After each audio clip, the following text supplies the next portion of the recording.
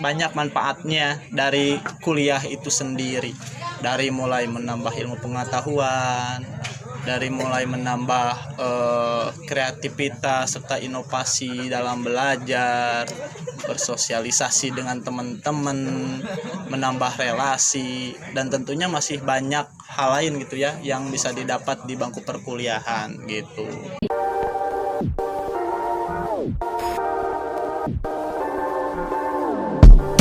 Assalamualaikum warahmatullahi wabarakatuh. Waalaikumsalam warahmatullahi wabarakatuh. Kembali lagi nih Teh bersama kita di Wamena episode ke berapa Teh? 21. Oke, udah lama banget nih ya kita nggak kumpul lagi, kita nggak nongki lagi. Oke, mungkin di Wamena kali ini nih Teh kita bakal bahas tentang apa sih Teh? Di Wamena kali ini kita bakal ngebahas tentang seputar kuliah, tentang kuliah. Jadi gimana sih perkuliahan itu, terus manfaatnya buat masa depan itu seperti apa. Oke, wah kayak seru banget ya buat episode Wamena kali ini. Temanya tuh apa sih Teh? Untuk tema Wamena kali ini yaitu kuliah nggak penting. Atau yang penting kuliah? Betul sekali, jadi cukup menarik ya Teh. Jadi bakal banyak insight-insight yang bakal kita dapetin di Wamena kali ini. Oke, mungkin sebelum kita lanjut ke pembahasan nih Teh, mungkin belum semuanya kenal sama kita. Betul sekali. Mungkin langsung aja perkenalan diri. Izin memperkenalkan diri, nama aku Hafizah Maharani Fanda dari jurusan Manajemen Angkatan 2022 atau sekarang lagi di semester 3. Oke, kalau aku Nurul Anggreni Hasanah dari semester 3 juga Angkatan 2022. Oke, mungkin kita lanjut aja kali ya Teh untuk mempersingkat waktu. Boleh? Oke, mungkin teman-teman pada nggak tahu kita lagi ada di mana. Iya, benar.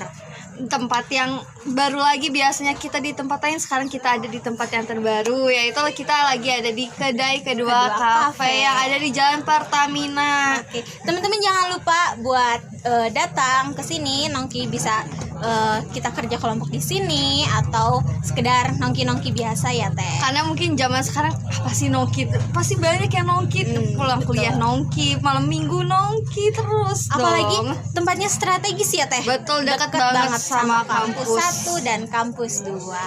Oke, mungkin langsung aja ya.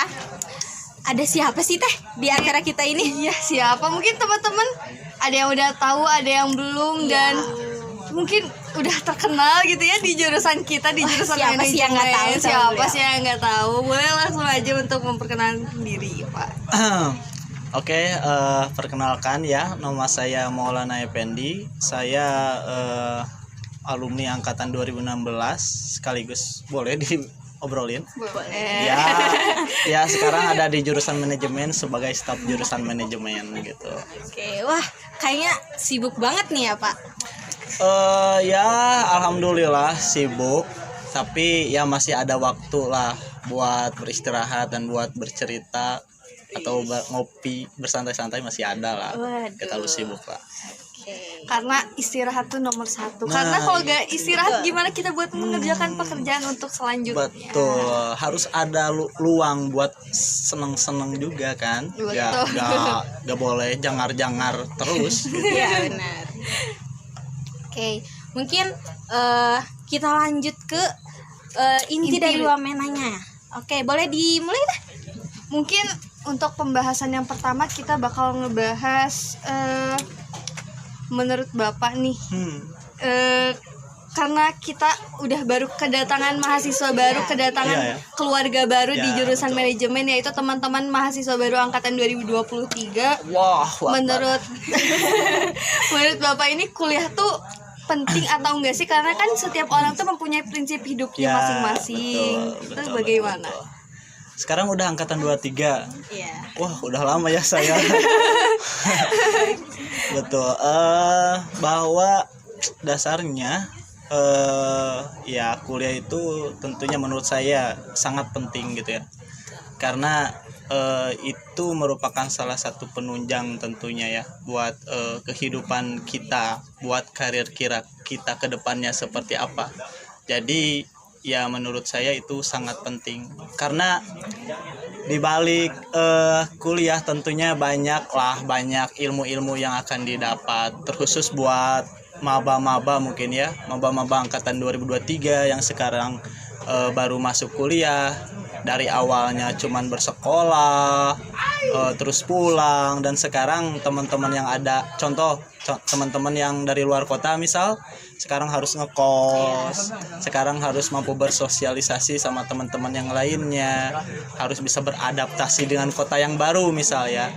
Jadi ya banyak manfaatnya dari kuliah itu sendiri, dari mulai menambah ilmu pengetahuan, dari mulai menambah kreativitas serta inovasi dalam belajar, bersosialisasi dengan teman-teman, menambah relasi, dan tentunya masih banyak hal lain gitu ya yang bisa didapat di bangku perkuliahan gitu. Karena kuliah tuh kuncinya cuma satu, niat. Karena kalau misalnya nggak ada niat, gimana kita buat melanjutkan menjalani kuliah ini gitu. Karena ya dengan niat kita bisa benar-benar gitu dalam menghadapi kuliah, tidak asal-asalan misal dipaksa ya. Tentunya kalau misalkan awalnya ya kadang ada yang awalnya dipaksa tapi ujung-ujungnya bisa beradaptasi, bisa menyeimbangkan gitu ya dengan perkuliahan. Tapi kadang ada yang gagal juga karena emang terpaksa, emang gak mau kuliah dari tadinya. Tapi ya itu sangat bermanfaat banget menurut saya, sangat bermanfaat banget ketika teman-teman di sini melanjutkan ke dunia perkuliahan gitu. Oke, mungkin kan sekarang tuh lagi ramenya tuh trennya tuh kayak AI. Kita tuh bisa tahu apapun itu melalui AI. Nah, teknologi yang berkembang sangat pesat sekarang tuh. Jadi kadang ada yang berpikir tuh kuliah tuh gak usah lah gitu, karena udah ada ya kita bisa nyari sendiri. Sebenarnya itu gimana sih menurut Bapak? ChatGPT mungkin ya kayak gitu ya. ChatGPT yang lagi ngetren sekarang. Ya menurut saya kita harus menghormati, kita harus menerima apa yang datang gitu ya kepada kita atau ke zaman kita selaku Gen Z. Tentunya kita harus bisa menerima, harus bisa menyesuaikan dengan apa yang ada. Namun tentunya teman-teman di sini juga harus bisa harus bisa menyaring lah, harus bisa ya itu balik lagi ke dirinya masing-masing ya. Ketika teman-teman pengen mudah, misalkan gara-gara banyak tugas tapi pengen mudah, pengen cepat beres, akhirnya AI atau apa kan, gampang kan, serba gampang. Namun itu balik lagi ke diri masing-masing ya. Kalau misalkan terus-terusan gitu, apa yang akan kita dapat gitu? Apa yang akan kita dapat kalau misalkan kita pengen yang gampang-gampang aja ya, kedepannya tuh kita bakalan fokus atau ketergantungan tentang gampang, segala hal itu disebut gampang gitu. Namun ya tetap kita harus bisa menyesuaikan, kita harus bisa menerima teknologi yang datang sekarang seperti apa, dan kita harus bisa menggunakannya karena ya AI juga kan ada dampak positifnya. Kalau kita hanya misalkan kopas langsung kirim kan ibaratnya itu jadi hal yang buruk kan bagi kita. Beda kalau misalkan kita searching hal-hal yang jarang ditemui, tapi kita mendalami dulu nih atau ngecek dulu nih apa yang kita searching, ya tentunya menjadi wawasan atau pengetahuan yang lebih buat kita.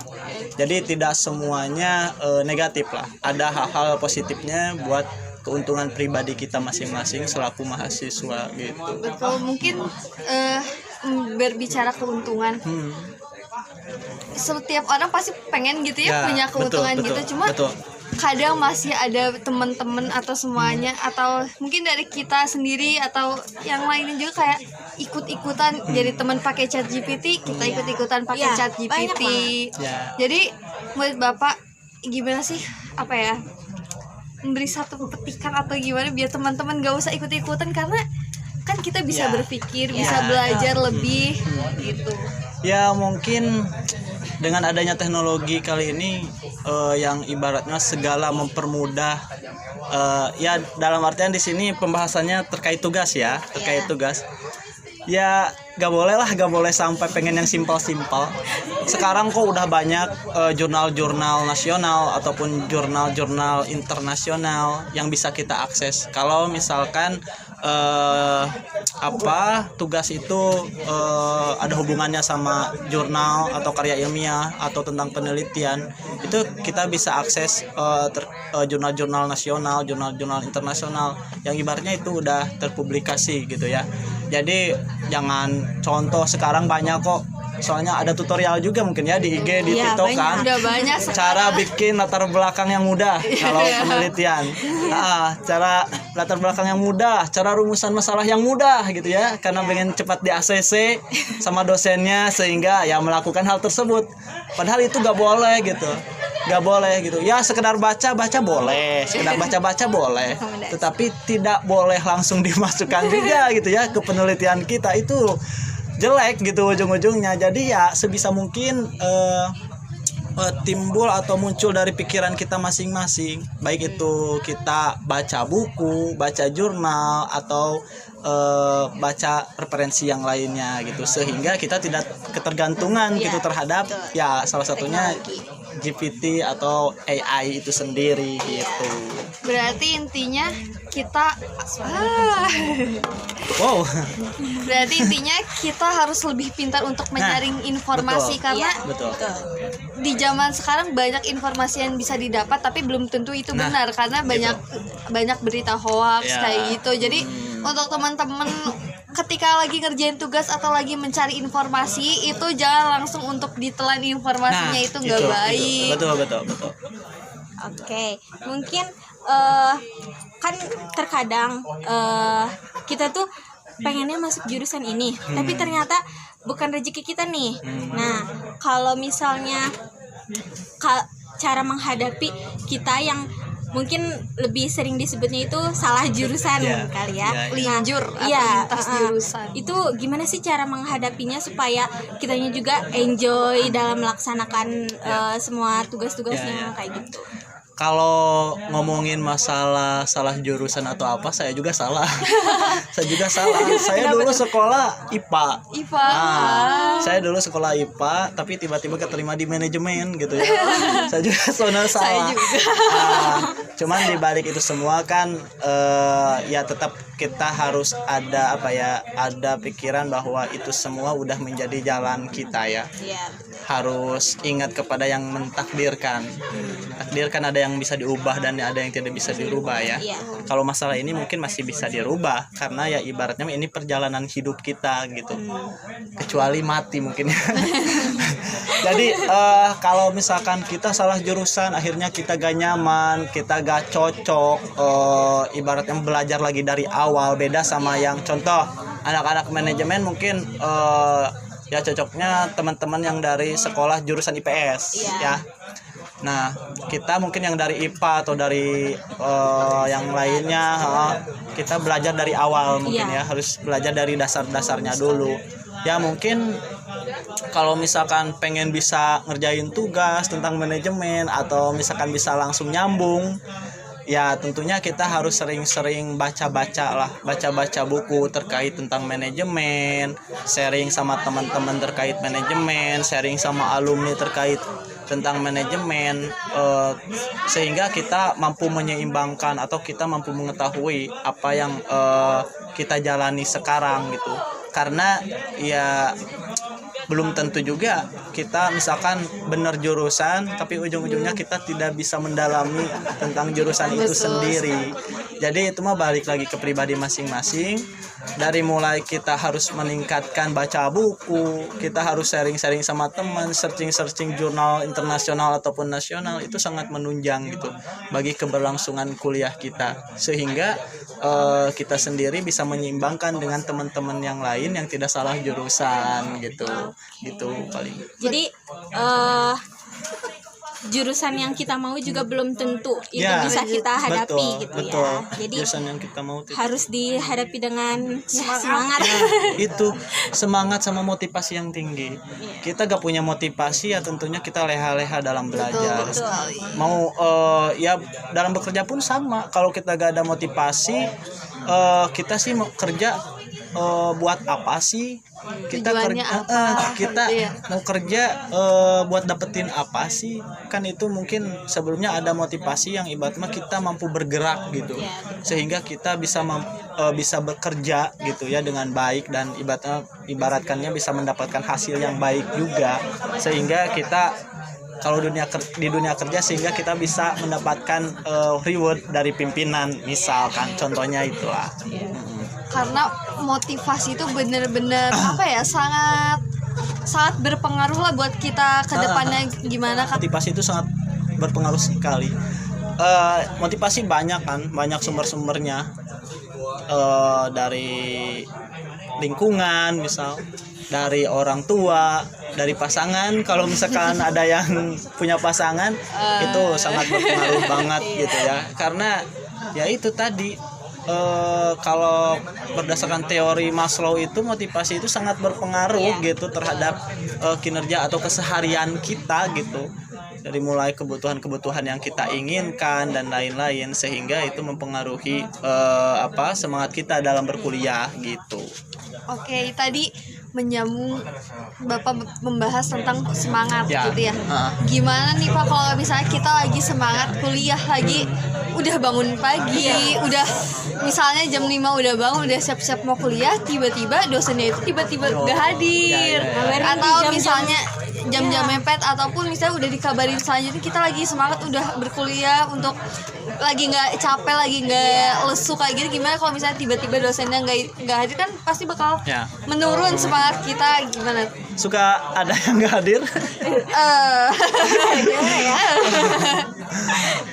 Sebenarnya itu balik lagi ke kitanya masing-masing. Ketika dosen itu gak hadir, mungkin ada alasannya. Misal contohnya dosen itu lagi berkegiatan apa gitu yang lebih penting, atau misalkan ada tugas apa gitu keluar kota atau keluar negeri, ya kita mau gimana lagi gitu kan, karena itu kepentingan dia juga. Tapi jangan sampai juga dosen-dosen juga ibaratnya mah mengabaikan tanggung jawabnya sebagai dosen. Ya mungkin lewat tugas kah, lewat ibaratnya teman-teman harus baca buku, misalkan 1 bab atau 2 bab misalkan, atau review jurnal, itu kan ibaratnya bisa menambah wawasan teman-teman.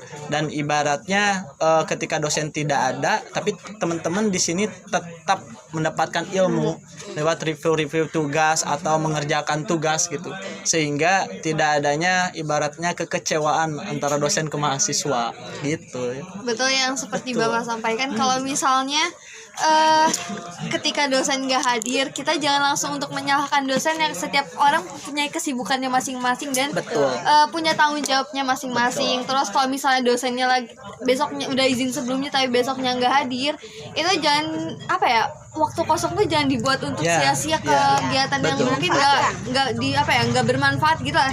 Jadi kita harus mencari kesibukan untuk diri kita sendiri. Contoh baca buku tadi, baca jurnal itu, karena sekarang di HP pun bisa, jadi nggak perlu ke perpus juga bisa gitu. Udah serba canggih lah, kita bisa akses jurnal, kita bisa akses buku-buku itu lewat HP, lewat misalkan perpus kan di UIN itu udah gede banget, udah akreditasi A loh, akreditasi A loh, jadi kita bisa akses setiap hari gitu. Jadi kita harus memanfaatkan yang ada ya, jangan kita minta apa tapi belum tentu itu bisa bertimbal balik yang baik buat kita. Jadi harus benar-benar dimanfaatkan fasilitas yang udah dikasih sama Allah buat kita gitu. Jadi jangan gini ya, ketika dosen itu gak masuk tapi teman-teman malah asik cina, akhirnya pulang lagi ke kosan, tidur di kosan, rebahan di kosan. Nah, jangan sampai seperti itulah, karena generasi muda sekarang harus bisa, ibaratnya harus cerdas, karena tantangan lebih semakin besar buat kedepannya gitu. Kita dari tadi ngobrol terus nih Teh, mungkin haus ya Bapak? Ya, boleh Pak, minum boleh. dulu. Silakan minum juga. Nih, minumnya enak banget teman-teman, jangan lupa main ya ke sini. Di mana Teh? Di Kedai Kedua Cafe yang ada di Jalan Pertamina. Oke, ditunggu ya kedatangannya. Oke, mungkin kita lanjut aja ya. kadang tuh ada yang merasa terhambat dalam berkuliah itu. Terus gimana sih caranya supaya kita tahu kalau kuliah itu tuh hal yang terbaik untuk kita? Masalah-masalah terhambat, saya ahlinya. Jadi gini ya, masalah terhambat mungkin tadi sangkut pautnya sama salah jurusan, Bisa jadi terus karena ekonomi misalkan ya.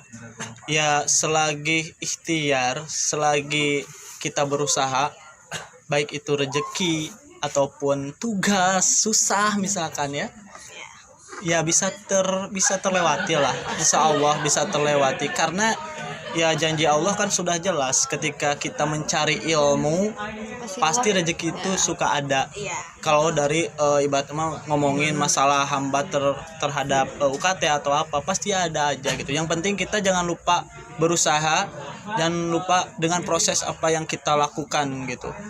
Kalau misalkan ada hambatan-hambatan yang lain, ya komunikasi yang baik sama teman-teman yang lain, komunikasi baik dengan akademisi yang ada di jurusannya masing-masing, sehingga teman-teman di sini terkhusus maba nyaman gitu, merasa terfasilitasi. Terus kan ada pembimbing akademik juga kan, ada pembimbing akademik juga, ada ibaratnya dosen juga gak semuanya. Sorry kadang teman-teman suka ragu karena dosennya galak misalkan, atau misalkan dosennya gak suka nerima apa yang kita sharingkan atau apa kan. Nah, dosen gak semua gitu. Kalau misalkan teman-teman merasa dekat, teman-teman merasa nyaman sama dosen itu, sharing aja, atau sama teman-teman yang lain sharing aja, sama alumni misalkan ya sharing aja gitu, pengalaman alumni sebelumnya yang pernah kuliah di sini, terkhusus di UIN Bandung. Ya teman-teman bisa sharing gitu, sehingga kata terhambat itu musnah gitu. Dan akhirnya kita bisa enjoy dalam berkuliah, kita bisa melewati setiap rintangan yang ada gitu, dan akhirnya ya kita enjoy dalam melaksanakan kuliah gitu. Jadi kunci utamanya itu komunikasi ya Pak? Ya, komunikasi. Dan selain komunikasi, jangan lupa untuk selalu ibadah, karena Allah bakal memberikan Jelas. nomor satu itu ibadah, karena Allah bakal memberikan apa yang kita udah doakan, insya Allah bakal Allah kabulkan. Iya. Jadi jangan sampai ketika kita pengen ini kita baru berdoa aja. Jadi harus benar-benar dirutinin, diseimbangin kayak gitu. Betul. Kan kita penasaran nih Pak, gimana sih kalau kuliah di zaman Bapak waktu itu? Berarti angkatan 2016 ya Pak. Ya. Nah itu tuh antusiasme setiap individunya itu dalam mengikuti perkuliahan itu meningkat atau malah menurun? Karena kan perubahan tuh berbeda ya dari yang zaman pas Bapak angkatan 2016 dan sekarang yang mungkin di angkatan 2020-an itu. Terus dampaknya nih Pak, kalau misalnya adanya perubahan zaman seperti itu gimana? Dari zaman kuliah saya dulu ya, terkhusus dulu pas 2016, tentunya banyak peningkatan ya. Banyak peningkatan dari terkhusus di kita, di jurusan kita terkhususnya. Dari segi dosen pun bertambah, kualifikasi dosennya pun bertambah gitu ya. Biasanya kan didominasi sama dosen-dosen yang ibaratnya mah lulusan magister atau apa. Sekarang banyak dosen yang udah doktor juga, terkhusus di jurusan manajemen UIN Bandung itu.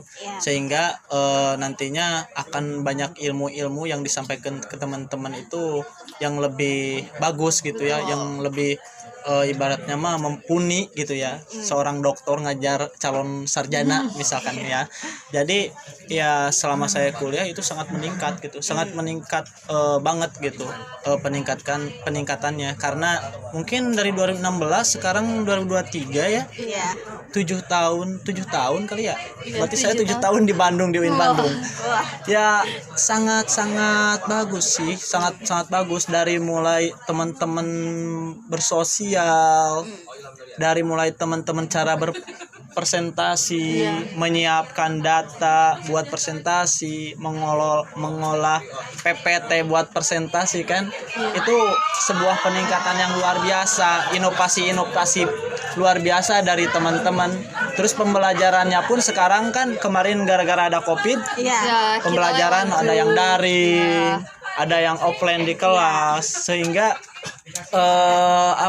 itu menjadi sebuah peningkatan gitu terhadap pendidikan kita di sini, terkhususnya di UIN Bandung gitu. Karena sebelumnya kan tatap muka, takutnya teman-teman jenuh atau apa. Sekarang bisa online, presentasi online. Terus tugas pun mudah untuk diakses, baik itu jurnal atau tugas yang lainnya itu sangat mudah untuk diakses, sehingga peningkatan di zaman sekarang itu sangat mantap, sangat emang ngeri, udah bagus lah gitu. Karena tadi ya, seperti pembahasan yang di awal, teknologi itu udah bener-bener sangat bermanfaat. Tapi ya balik lagi, jangan untuk sembarangan untuk menggunakannya, harus disaring lebih lagi. Betul. Oke, dari tadi kita udah ngomongin tentang kuliah nih Pak. Nah, seberapa besar sih dampak mengikuti kuliah buat nanti selanjutnya di dunia pekerjaan? Seberapa besar ya? Berarti ada besar dan ada kecil ya. Nah, sebenarnya dampaknya sangat gede gitu ya. Ketika kita kuliah terus langsung terjun ke dunia pekerjaan, itu sangat gede banget, karena di perkuliahan itu tentunya kita yang pertama dapat ilmu pengetahuan, dapat wawasan yang lebih, yang sebelumnya kita tidak tahu menjadi tahu gitu. Terus kita juga bisa bersosialisasi yang lebih gitu dengan teman-teman yang lainnya, dengan alumni atau dengan dosen yang lainnya, sehingga wawasan-wawasan kita itu terbentuk gitu. Terus dari segi misalkan berorganisasi, teman-teman yang berorganisasi tentunya dari mulai public speaking atau dari segi menyelesaikan masalah, terus dari segi berdialog dengan sponsor misalkan, itu tentunya sangat bermanfaat gitu kepada kita untuk dibawa ke dunia pekerjaan. Karena sejatinya di dunia pekerjaan juga kita di situ dituntut untuk memberikan kinerja yang lebih atau yang baik ya buat perusahaan, terkhusus misalkan di perusahaan-perusahaan yang ibaratnya udah gede gitu ya. Misalkan kan kita harus bisa public speaking, kita harus bisa memahami apa yang pimpinan instruksikan, kita tentunya harus disiplin dalam masuk kantor misalkan atau apa ya. Nah, itu semua berpengaruh gitu terhadap nantinya kita kalau misalkan udah menjadi seorang karyawan atau pekerja gitu ya. Itu sangat berdampak sangat besar sekali gitu bagi kehidupan kita gitu. Oke, mungkin dari tadi kita udah ngobrol nih, udah sharing-sharing. Dari teman-teman pasti ada nih pertanyaan-pertanyaan yang pengen Mungkin ditanyakan lagi, langsung. setelah dari pembahasan yang kita Iya. bahas banyak tadi. Mungkin dari teman-teman yang di sini atau yang di Instagram ada yang mau ingin teman-teman yang di ditanyakan. online. Oke ya.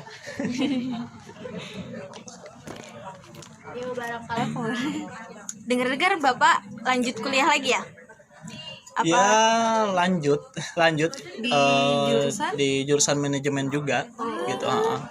Karena ya lihat peluang mungkin ya. Lihat peluang. Nah, teman-teman juga mungkin bisa bisa lihat peluang gitu ya ketika udah kerja. Teman-teman kira-kira kerja di sini tuh peluang buat kedepannya seperti apa gitu ya. Terkhusus kalau misalkan ada teman-teman nih yang cita-citanya berkarir jadi dosen misalkan, atau jadi ibaratnya mah pendidik lah ya. Sekarang banyak universitas-universitas yang ibaratnya tuh rekrut dosen itu minimal harus S3. Ya, minimal harus S3. Dan bisa jadi kan buat kedepannya ya bisa jadi kan bisa jadi kedepannya ini menjadi sebuah aturan misalkan ya, menjadi sebuah aturan bahwa minimal atau kualifikasi jadi dosen itu minimal S3 gitu kan. Nah, jadi di sini saya menyimpulkan bahwa emang pendidikan itu sangat penting, bukan hanya untuk penambah ilmu atau penambah wawasan buat kita sendiri, tapi buat karir kita ke depannya juga itu sangat penting gitu ya. Sangat penting, terkhusus di dunia pekerjaan. Terus kalau misalkan lulus S1 kan, lulus S1 kita mau kerja apa sih, misalkan bingung, minimal kita lulus kualifikasi aja dulu. Ya, pendidikan itu menurut saya sangat penting Jadi saya titip ya, selagi teman-teman di sini diberi kesempatan untuk melanjutkan pendidikan ke jenjang yang lebih tinggi, ya harus dilanjutkan. Mungkin dari teman dari live Instagram ada yang ingin ditanyakan? Ada yang bertanya nih Teh, dari username Instagramnya Fadil M. Pak, tips biar semuanya seimbang dari kerjaan, kuliah, dan percintaan atau pasangan. Ya biar seimbang mungkin itu mah balik lagi ke dirinya masing-masing. Kalau misalkan ketiga itu dari mulai asmara, dari mulai kerjaan, dari mulai kuliah pengen seimbang, ya kita atur-atur. Kita harus bisa ngebagi waktu gitu. Jangan berat sebelah terus main sama pacar misalkan ya, main sama pacar, bucin di kampus, atau sampai lupa ngerjain tugas gitu ya. Gara-gara ada si Neng misal, ada bebek. Nah, jangan sampai gitu juga. Kita harus pinter-pinter ngebagi waktu lah. Kita udah jadi mahasiswa, udah dewasa, harus bisa ngebagi waktu. Organisasi, jadi gak organisasi aja yang harus dikelola, tapi diri kita sendiri dalam memanage waktu itu juga harus dikelola. Mungkin karena waktunya juga nih ya Teh, pasti banyak yang masih Pasti penasaran. banyak. Ada pesan yang ingin Bapak Bapak sampaikan sampaikan buat buat teman-teman teman-teman semuanya nih. Boleh. Pesan apa ya? Mungkin dari saya mah gini ya, buat teman-teman semua, baik itu yang maba atau yang udah masuk atau udah yang lama kuliah misalkan ya, pesan dari saya teruslah belajar, karena yang mustahil bisa jadi nyata. Cukup. Oke, mungkin cukup Sekian, sampai sini di aja sini ya karena buat waktunya Wamena terbatas. episode kali ini. Mungkin cukup sekian dari kami. Sampai ketemu di Wamena episode 22. Bye bye.